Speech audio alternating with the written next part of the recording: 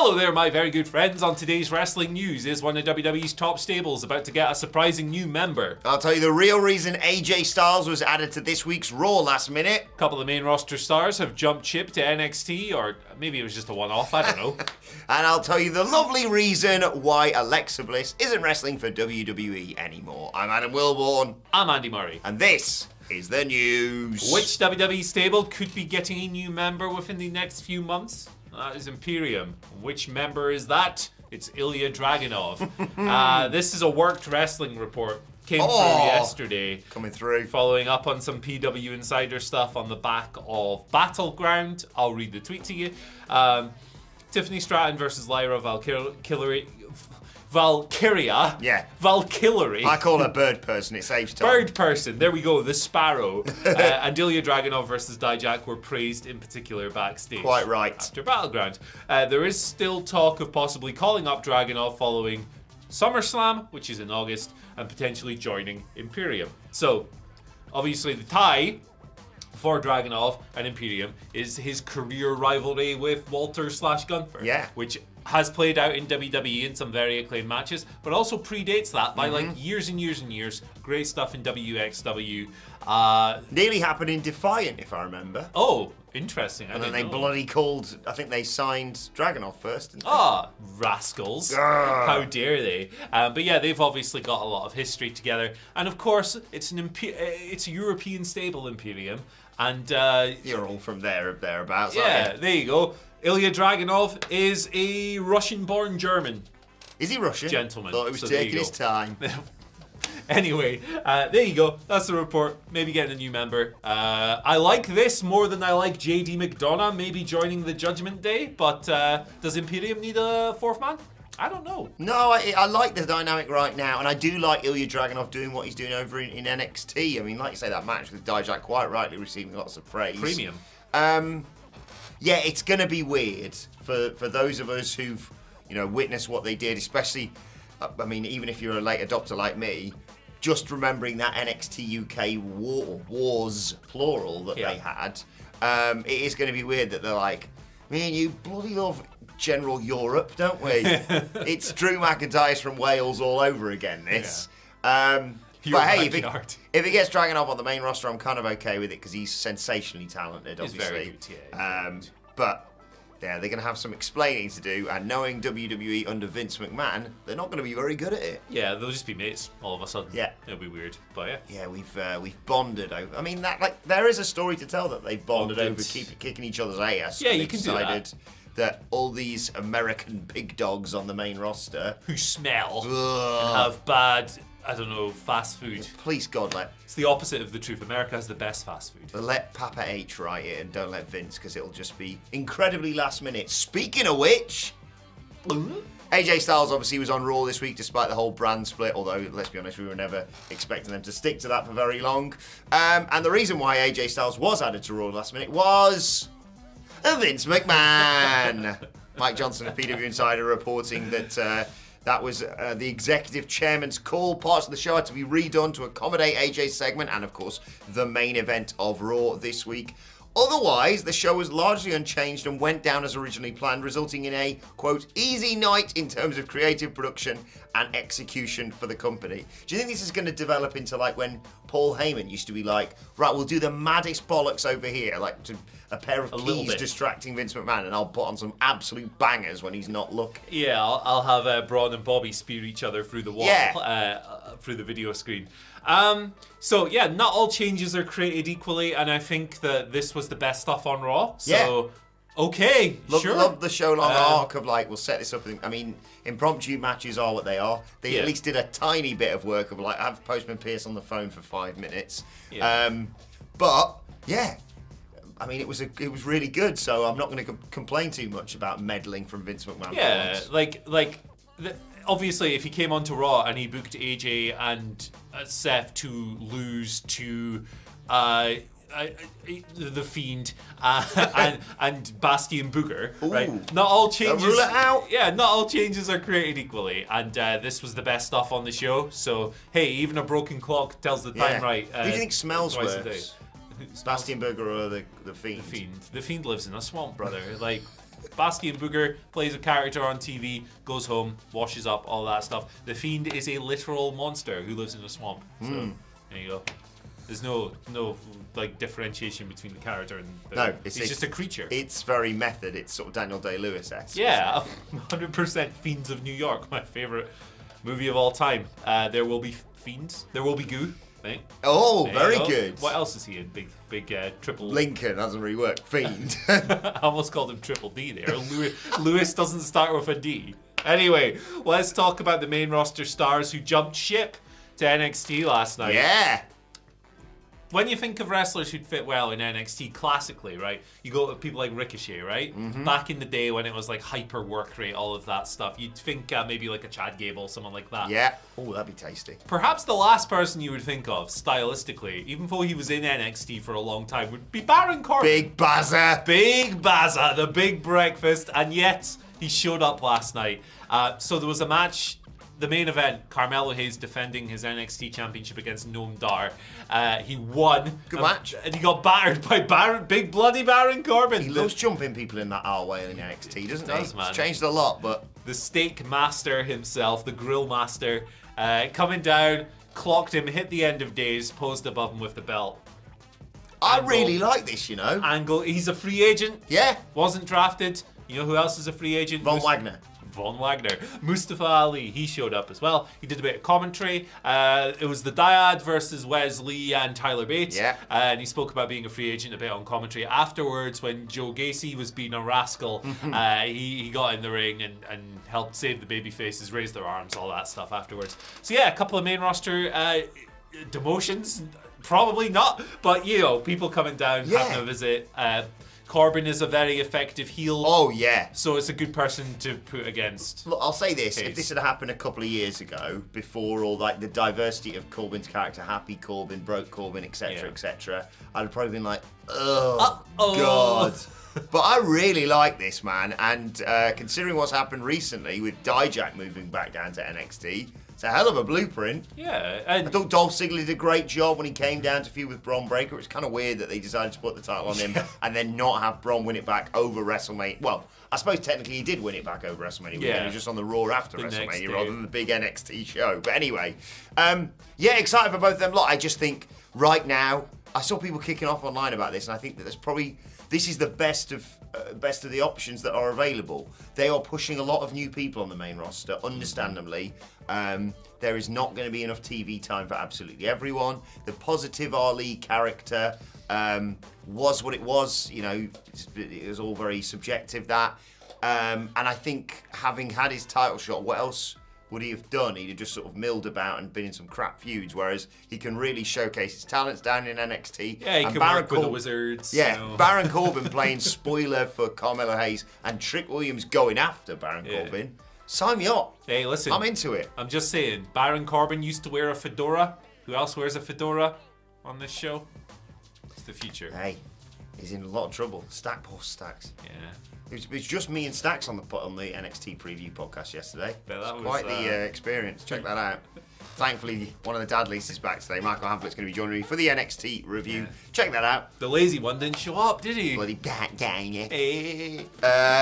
Right, shall we move on to the Alexa Bliss news? Yeah. Because this is just nice. It was going to be today's and finally if it wasn't a news story, because I was just genuinely so happy for them. Alexa Bliss has been missing for ages. She obviously didn't wrestle following her match with Bianca Belair at the Royal Rumble. That's the last time we saw her on the 28th of January. She went through some stuff. She had a skin cancer diagnosis in March. That necessitated surgery to remove it from her face. Thankfully, Alexa's been given the all clear. And in even better news, just yesterday, thanks to everyone who sent this to us, by the way, tagging us in it, Alexa Bliss and her husband, Ryan Cabrera, are expecting their first child. They told E! News that they were shocked to learn Alexa was pregnant, as they weren't trying at all. Cabrera, in fact, said they are 1,000,000% surprised but couldn't be more excited. Alexa's due to give birth in December, so probably time to come back in the Rumble if you're an idiot wrestling fan online who don't understand how women's bodies work. Alexa said it was a total surprise. We weren't trying at all. We FaceTimed my mom immediately and then shared the news with Ryan's family. This is just lovely, this. Yeah, good stuff. Nice to hear, just spreading some joy around. Carmella and Corey Graves recently announcing their that's pregnancy fantastic. lately as well.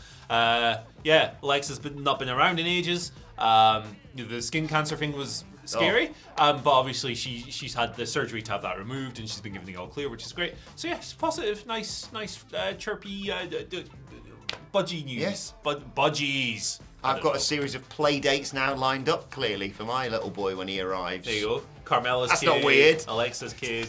Yeah. Hanging out, chilling, taking it easy. Yes. Yeah. So yeah, I mean, as someone who's going through this right now, I know how difficult the journey can be to get here, but the excitement that you feel is genuinely something that hits you in waves on a daily basis. So congratulations to Alexa and Ryan, and congratulations to Carmela and Corey as Congratulations. well. This is nice. We love here at What Culture. We do be loving love. Right, let's move on to your Twitter questions. At What Culture WWE, of course, you want to get in touch with us. Shipid's card stall even starts us off today. All right.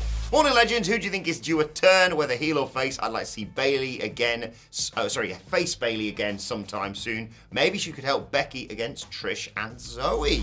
Jade Cargill is my Ooh, immediate yeah. answer. I think before the title change at the weekend, the character had kind of run out of a bit of steam.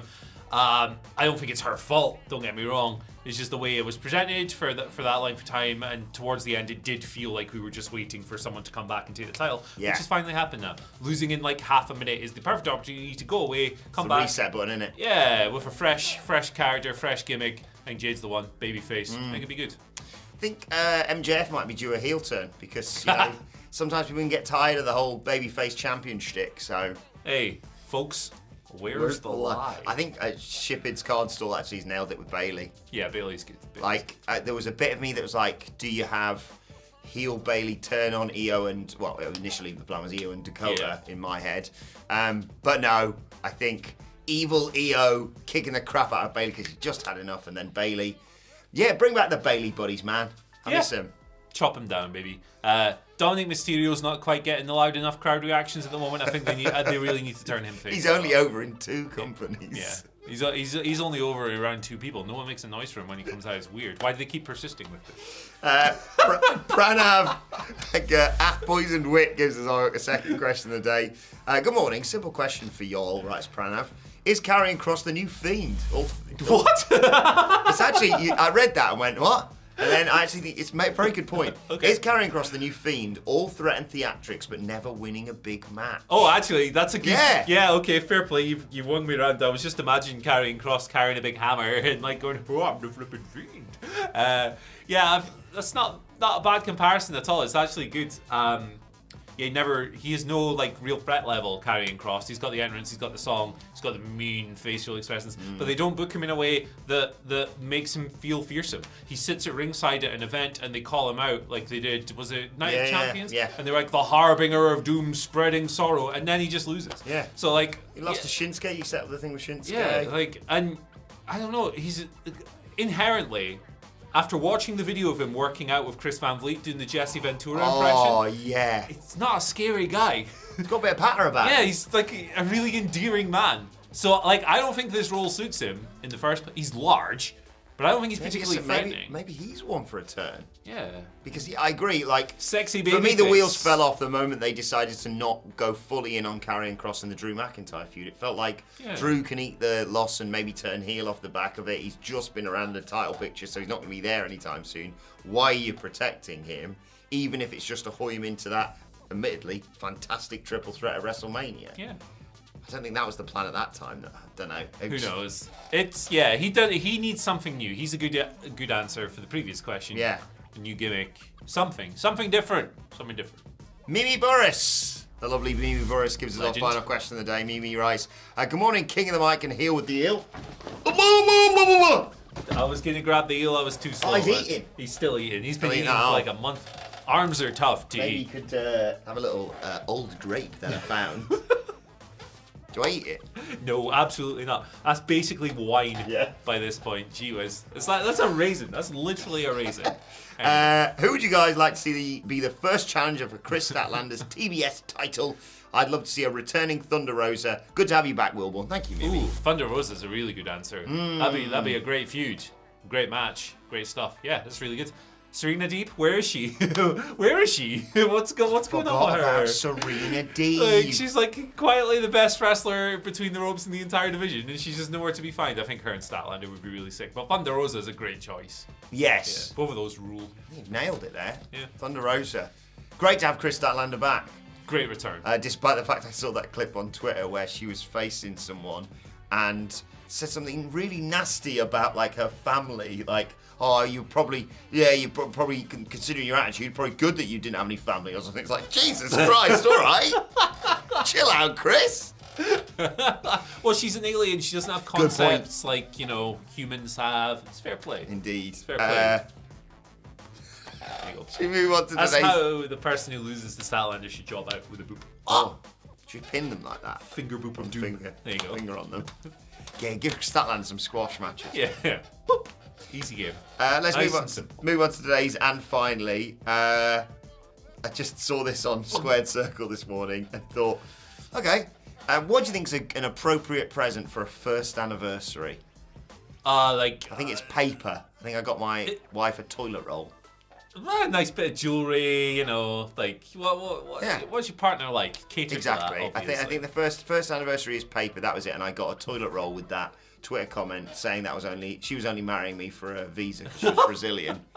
Well known, yes. Okay. Mm-hmm. This comment reads: "Your wife may be cool, but is she first anniversary present? Black velvet painting of Nikita Koloff. Cool." Okay. All right. Okay. That is, you got a good one there. Yeah, fair enough. Imagine that you say you've just got just a necklace or something. It's a painting of Nikita Koloff. I'm gonna get you a crochet and knitted work of Tejo Khan or Paul Jones. Imagine if your missus got you like a cross-stitched picture of Tugboat. A Gangrel plushie. There you go. That she's made herself.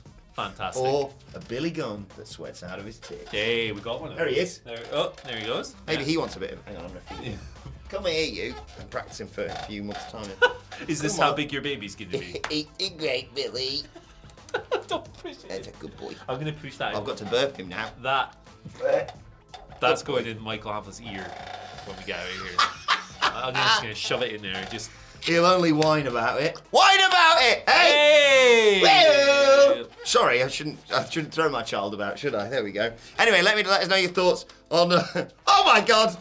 Everything we've discussed today in the comment section. I'm sorry below. about that, Billy. There you go, Billy. I'll put it back on there, I'll put Billy. it back over there, Billy. Oh, he's going to fall over, boy. Oh, he's bouncing real well, boy. Oh, I'm Uncle Howdy, boy. Right. That's how Uncle Howdy spoke. I'm the ghost of the man who sold the world. What's he up to nowadays? Did he get drafted? Practicing his elbow drops, yeah. Oh, cool, just dropped the there you go, right at the end. Okay, sorry, Ryan. Like, share, subscribe. It's always the accidental ones. Yeah. Oh, yeah. Subscribe to What Culture Wrestling wherever you get your podcasts from for daily wrestling podcasts. Myself and Michael Hamflett looking back on last night's NXT and looking ahead to tonight's AEW Dynamite. Thoughts, Twitter questions at What Culture WWE, of course. If you want to get in touch with us, you can follow Andy Murray at Andy H. Murray. The H stands for honk. You can follow me at Adam Wilborn. Follow us all at What Culture WWE. And don't worry, your calendars aren't wrong. It's just because of the travel schedule. Later on today, Raw Ups and Downs with Simon Miller is going to be coming out. Usual time. We've told you. Day. We said it on every possible social media platform, and you're still like, where was it? What's happening? My day feels weird. It's coming later today, so don't worry. You got about it. Don't worry. You're not going to miss it. Right, thanks, Andy Murray. Thank you for joining us, and we will see you soon.